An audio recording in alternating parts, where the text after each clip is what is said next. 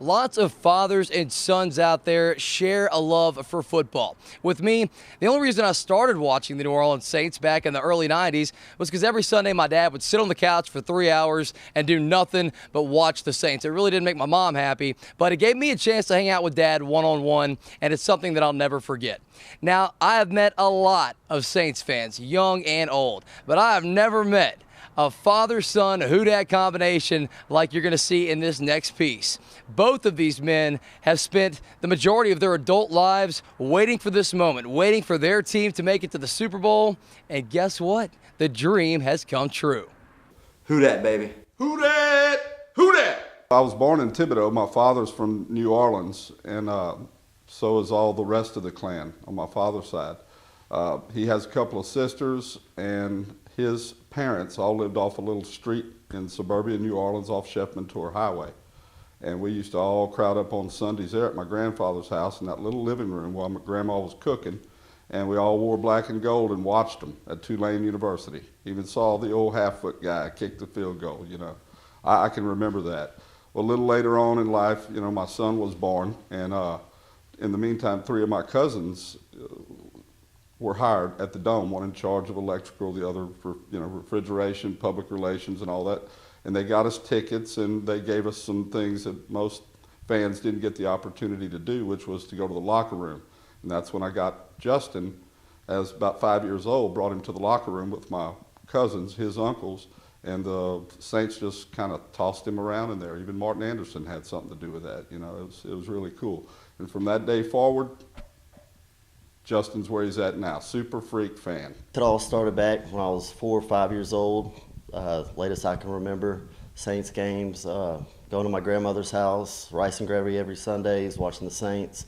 Although we struggled at the beginning, I always stayed with them, and went to every Saints home playoff game since 1991, with the exception of the '87 Vikings.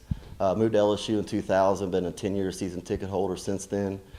Stuck with the team, and now here we are, dream season 2009, going to Miami. Tell me how football has strengthened the relationship of a father and son. Me and my dad, we enjoy fishing, hunting together. We do a lot of things. We work together. We now own a business, La Maison Builders. But definitely every Sunday during Saints football, it takes it to another level. The excitement, just bringing back old memories. I can remember when I was a little kid, thinking of my grandmother. My grandfather has since passed away. Just being together every Sunday kind of brings back those memories, and means a lot to me. What has football done specifically for y'all's relationship throughout the years? Well, we're very close. We're more like a brother relationship than a father and son. But just like this morning when the Saints landed in Miami, I called him. I heard it on, hey, they just landed 5 minutes ago. We stay in touch, you know, on a daily basis. And this hourly basis during football season. Your initial reaction as soon as Garrett Hartley's kick split the uprights last Sunday, and you knew that for the first time in 43 years, your team was headed to the big game? At that point, my eyes were pretty much already teared up. I just remember grabbing my dad and my wife, just hugging them and screaming as loud as I can. And I'm like, I was in tears. And besides my wedding, pretty much one of the happiest days of my life, to tell you the truth. A dream come true.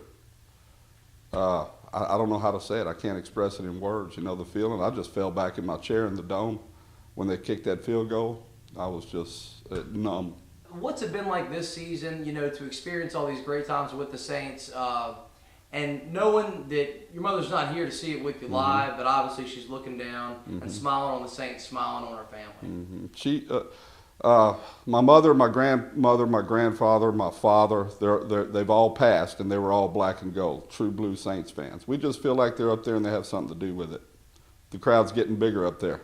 I know they're all in heaven right now, dancing, hooting up there, playing cards, eating rice and gravy, and looking down on us. And I have a feeling my grandmother's down looking on us, and that's why I've had such an amazing season. I've met the players in the hotel, like I said. I've met them a few times at a few restaurants, other places I can't mention on TV, but I think there's definitely something going on this year from up above, definitely. I was doing workman's comp and general liability audit shortly after Hurricane Katrina in '06, and they got those tents set around all over New Orleans on the corners of the roads, and called my grandmother, asked her if she needed a new Saints shirt.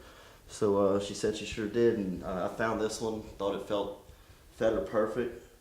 She always believed in the Saints through the thick and thin, from the 1 in 15 days to now the glory days. So I got it for her, and She wears it every game. She wore it every game day, Yeah. and like I said, she passed away April 29th. The last memory I have with her, last day she was awake, was the 2009 NFL draft when we drafted Malcolm Jenkins. So this is the treasure of mine that I keep with me every day. He actually has it pinned up on his mantle for the away games that we sit at home and watch the game. It's like a good luck charm. Yeah, it still smells like her and everything. So it means a lot to me, man. I think this